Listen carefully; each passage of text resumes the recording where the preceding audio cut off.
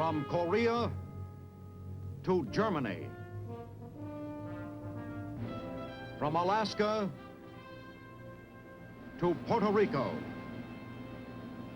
All over the world, the United States Army is on the alert to defend our country, you, the American people, against aggression. This is The Big Picture, an official television report to the nation from the United States Army. Now, to show you part of the big picture, here is Captain Carl Zimmerman. To begin this new series of The Big Picture, we're going to tell you about the fighting in Korea. Not through battle diagrams, logistics, or history of campaigns, but in terms of the soldier in the front lines, the individual who fights the battles, who lives in a bunker and washes his socks in a steel helmet. He's enduring a way of life remote from the daily living he once shared at home with you. Do you remember how you began this day? How you spent this morning? Well, it's morning in Korea now. Let's move in on a hill here at the front and join a member of A Company. Well, we're clobbering those hills right now. The enemy's dug in all over them. Chinese and North Koreans. Those guys got us up at 4 a.m. with artillery fire. Stuff was coming right in here, like express trains. We're dug in pretty good, though. Bunkers are about 8 feet deep. Home, sweet home. How do you like it? You sleep when you can, but with one eye open. Look at these guys. Just trying to show you how brave they are. They weren't sitting out there last night when the mail was coming in. Of course, now's the best time to get some air, if you like this air. Walk around a little, stretch. But you never know when they'll slam a shell right in here. Well, what about breakfast? Call room service, they send it right up. Breakfast, dinner, and supper. Yeah, everything comes out of a ration box. These South Koreans are attached to our company, and we call this the Chiggy line. All our supplies, rations, ammo, and mail come up this way. And speaking of mail, we want more of it. You ought to see the faces here at mail call. We're cut off from civilization. And a letter, just a few lines. Boy, that means a lot up here. Shrapnel hit Shorty's helmet last night. He says his ears are still ringing. First he'll take that Atabrin tablet and, well, then he'll just tell him how it happened.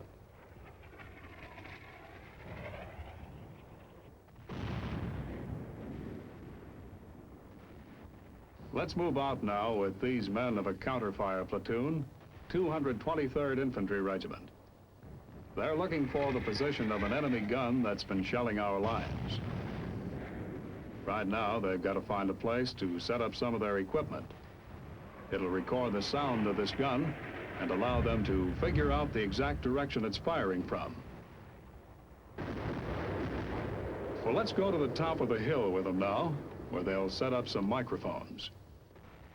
Guess you men do a lot of climbing in this job. Boy, you ain't kidding. Seems like all this country is uphill. Anybody want a job as a mountain goat? You know what I'm gonna do when I get back home? I'm gonna get myself in an elevator and ride up and down until I forget all about this. You wanna tell them what's going on now? Well, while these men are deciding where to plant the microphones, a second counterfire team is getting into position on another hill. There, they'll record the sound of the enemy gun from a different vantage point. Data supplied by both teams will be used to pinpoint the position of the gun. Although used towards the end of the last war, these sound locators have really come into their own here in Korea. They're usually set up on the side of a hill away from enemy observation. Yeah, we don't like that observation. We don't want them Chinamen to see us. Why, man, you're slower than a Mississippi turtle. I thought you'd have that stuff set up by now. Looks like I gotta do it all by myself. What do you see up on top of that hill?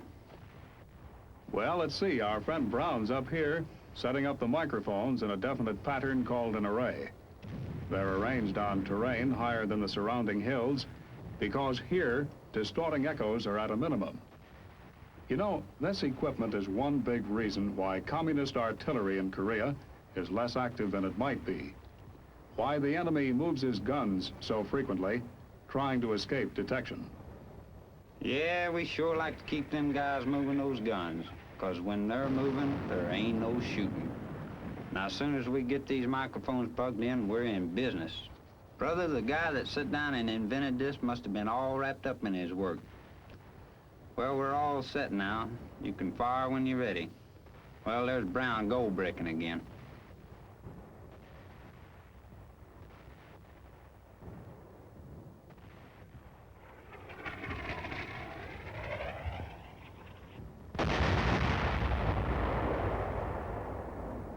Now the machine goes to work. That blast of the enemy gun has been recorded as a visual image.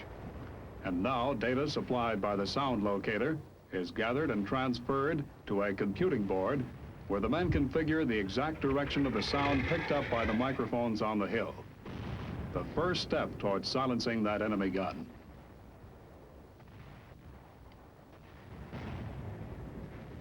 As soon as this direction line or azimuth is computed, it's sent back by radio telephone to counterfire headquarters. Here, a plotter jots down the azimuth. And then he draws it on a map as a straight line. Where it crosses a line furnished by the second team, or array, the enemy gun is pinpointed. The exact map location of this pinpoint is noted, and for an enemy gun crew slamming shells into our lines, this may be a death warrant. Now, a call goes through to the artillery's fire direction center. A message received calmly, delivered just as calmly.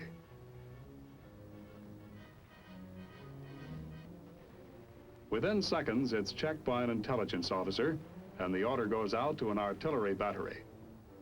Okay, this is it. Speed counts. So it's on the double. Why? Well, because the enemy may move that gun. Because every time it fires, men may die on this side of the line. That's why.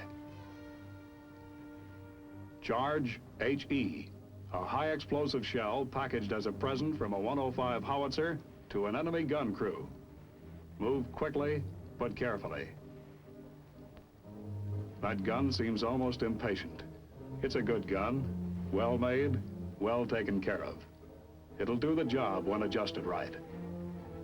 Deflection 400, elevation 700. It's ready.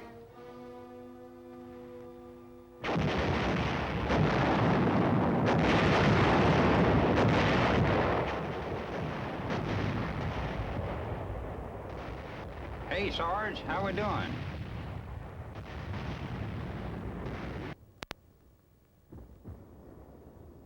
You're with the 31st Regiment Tank Company now. That's our CO briefing us for a mission on Hill 1062. We know all about it. A fortress 3,500 feet high, 20,000 Chinese on it. He says we get artillery and air support. We'll need it. Reminds me, I got a letter the other day. Says, guess you can't use tanks in those mountains. What do you do all day? Polish the brass? Yeah, that's right. Nothing to do but polish the brass. Sit around, shine up our tanks real pretty. Polish our shoes. Those Chinese commies don't bother us much. We're too far away from them. We just put on bulletproof vests to keep out the cold.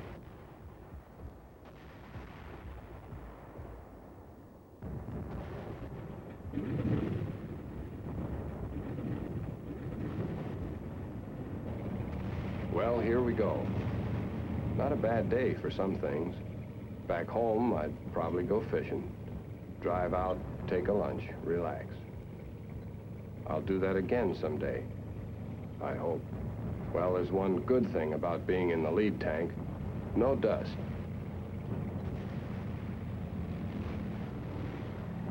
There's another outfit coming up with us. The more the merrier.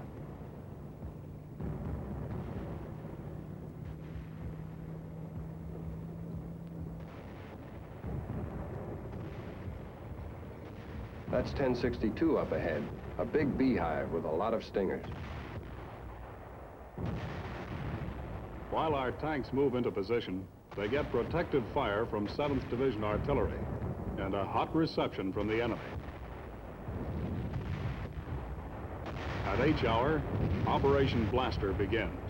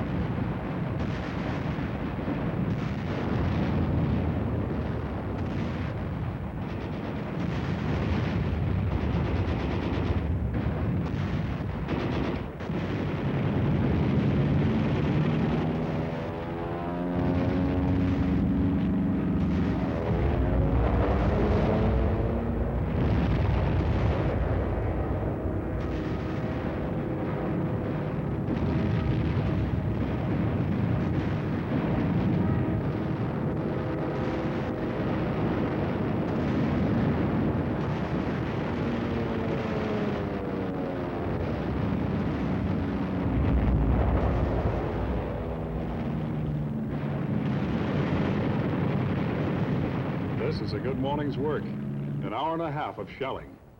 And then an order to pull back. Come out through a smoke screen laid down by chemical engineers. And that smoke will cover 2 tanks ahead that ran into enemy mines.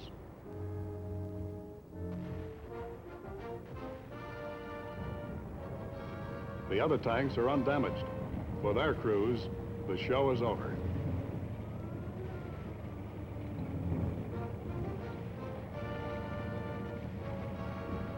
Yeah, but we just softened up that hill. They're still on it. If we ever get them off, it'll take the infantry to go in and dig them out. It's not a bad day if you're not at the front. So I'm driving along the regiment, enjoying myself, minding my own business. When what happens? I'm flagged down by the MPs. What gives? They wave, they want me to turn in here, so I turn in. Let me think now. I got my driver's license, my uniform's okay, all the buttons are buttoned. Hey, what goes? Get a load of that jive. And the signs. Floor show nightly at 7 a.m. in the morning. This must be a booby hatch. One thing I know, it ain't no stockade. Oh, Uncle Dan's Huddle. It's a coffee shop, right at the front. And get this.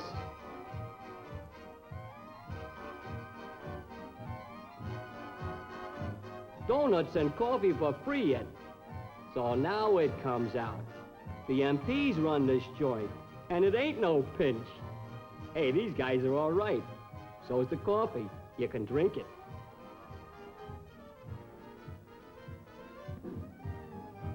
Hey, look at me. Buddy with the MPs yet.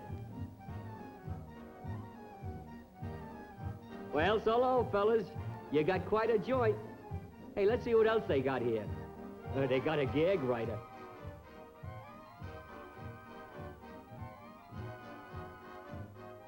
Hot turkey sandwiches every Sunday afternoon at 7 a.m. Formal dance June 31st and bring your best girl. Well, I could dilly-dally around here all day, but the boys have got to get their mail, so I'm off to the races. This is the punchbowl, scaled and captured by the Army's 2nd Division. Now we can drive up along this road, built by the engineers, with a convoy of trucks carrying supplies to the men holding these mountains. This road is zeroed in by enemy guns, and it's a hard climb up here, even for trucks. It ends against the steep wall of the mountain, where a human assembly line takes over. They move the rations, ammunition, and barbed wire. Move in as much as they can, in case the road is closed by enemy artillery or deep mud. That happens frequently.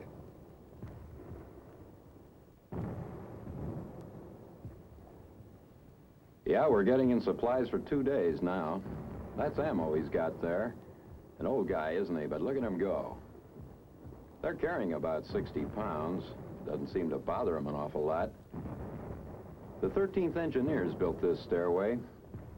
You can imagine what it was like going up here without it, especially in the rainy season. Slipping and sliding all around in the mud, just a rope to hang on to.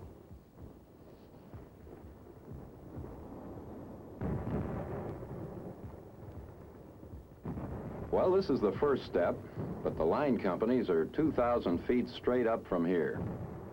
But we've got the next trip made. Leave it to those guys and the engineers. They build us a cable car, or a tramway as they call it.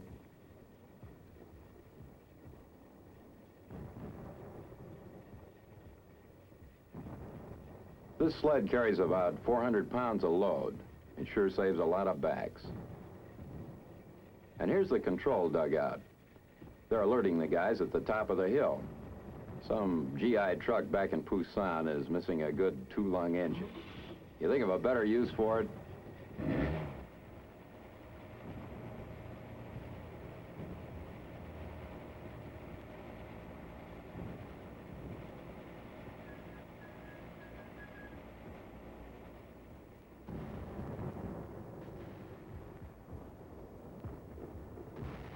Four and a half minutes to go 2,000 feet. Not bad at all. Take you hours to climb this hill. This is the front line you're coming into right now. I guess you've got some idea what it was like trying to capture this hill from the North Koreans.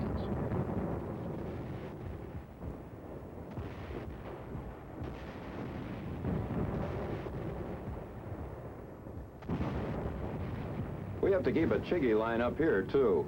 It's still a couple of 100 yards to the bunkers. These South Koreans stay right at the front with us. They're all right. And here's the welcoming committee. Hey, wait a minute. You had the one with chicken yesterday. There's a casualty coming down now. In the beginning, we had to carry our wounded all the way down the mountain. This tram's a godsend. It sure saved a lot of lives. Now we can get our wounded out of here fast. They get a quick trip down to the medics. Yeah, it's a long way down. I got a pretty good idea how you feel about this trip. I came down the same way a few months ago.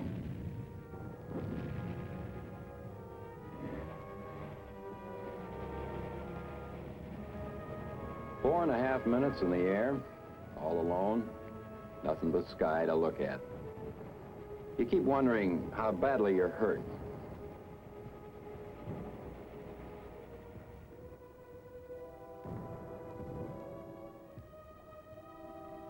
Yeah, it's good to hear the chaplain and the other boys tell you everything's going to be all right.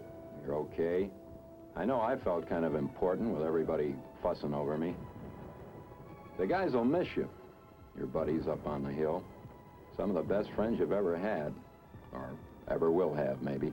And you'll miss them, too. Funny how you think you'll never get hit, and then it happens. And they're taking you down a hill, feeling kind of dazed and scared, too.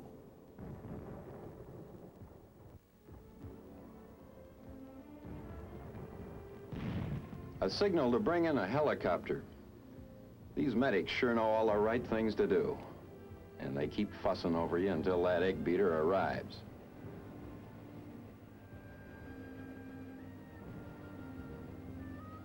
Boy, when you're hurt, the sound of these babies really boosts your morale.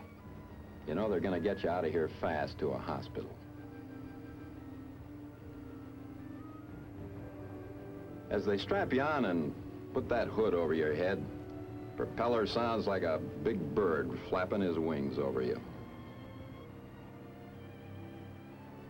Then you're in the air, flying along about 80 miles an hour. Just a few minutes to hear. Lying on your back way up there, wind rushing around you. 1,000 thoughts going through your mind like, well, what happens to me next? And then you feel yourself going down into a different kind of world, far from the front lines, where it's quiet, where there are beds, white sheets, yeah, and nurses, American gals, to look after you. Right about now, well, you wonder how your folks will take that telegram from the Army. How does it begin? Something like, "We regret to inform you." You wish you could be there with them then. Let them hear you say, "I'm all right, and don't worry. They're treating me good." Men leave the front about once a week for other reasons, less serious but nonetheless important, a bath or a shower. The management welcomes you to Macon Springs. Here you will find the most modern shower facilities in this area, geared to handle one man at a time. Naturally, there's often keen competition for the privilege of going first, but every customer here takes a chance, gladly. Beautifully located in the middle of nowhere, Macon Springs attracts visitors from every bunker in this area.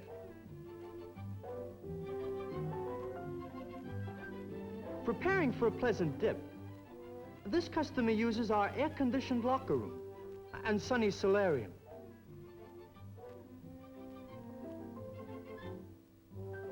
Then just turns the knob and waits.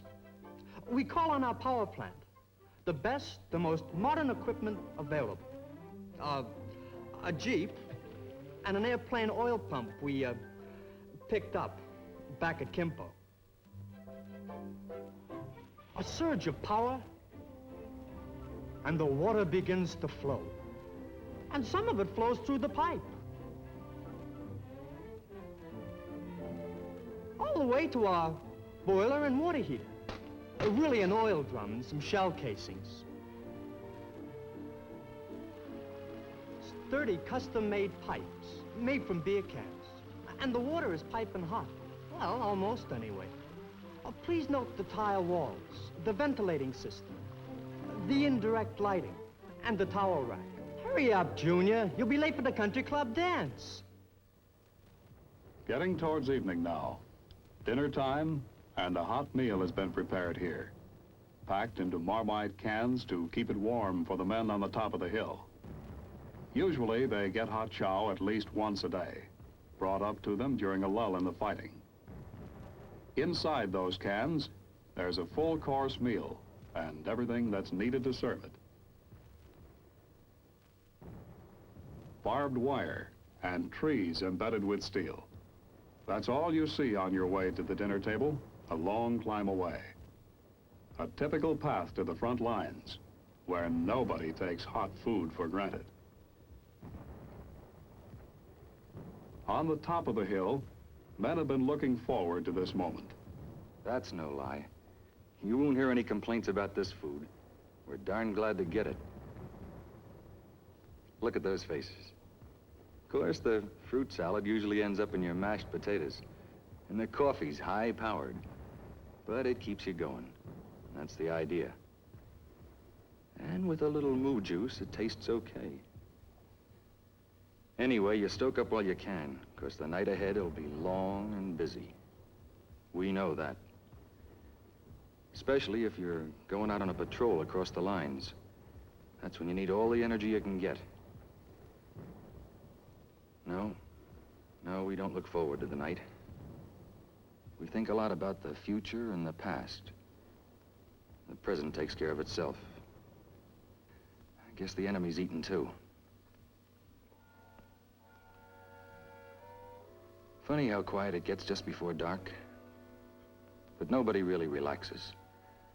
Sure, you sit around and chew the fat a little. But one ear's listening for that next shell. It's the waiting that gets you. Waiting for the night. That's the worst time over here. At dusk along the front, men prepare for the night. A tank returns from no man's land, moving into the safety of our lines, its mission completed.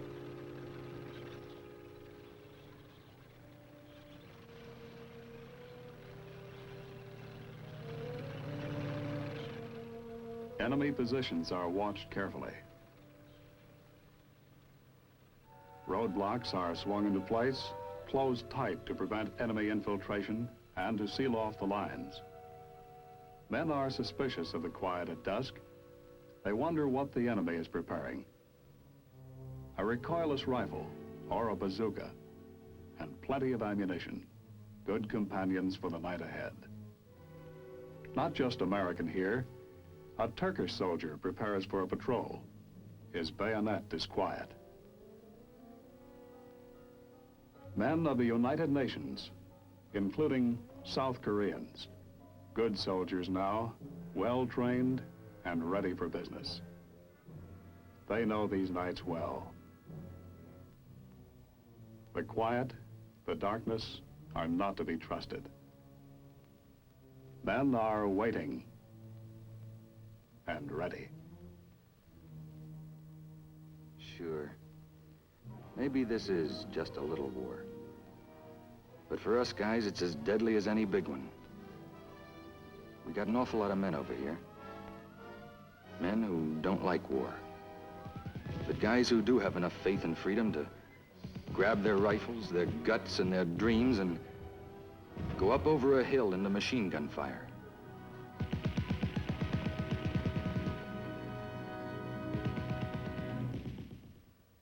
Well, that's it. A day. One of many days in Korea. In the weeks to come, we'll talk about our latest weapons. Our tanks, our guided missiles, and our big guns. We'll talk about armies and divisions. But today, we've shown you our most important, our greatest weapon, the American soldier.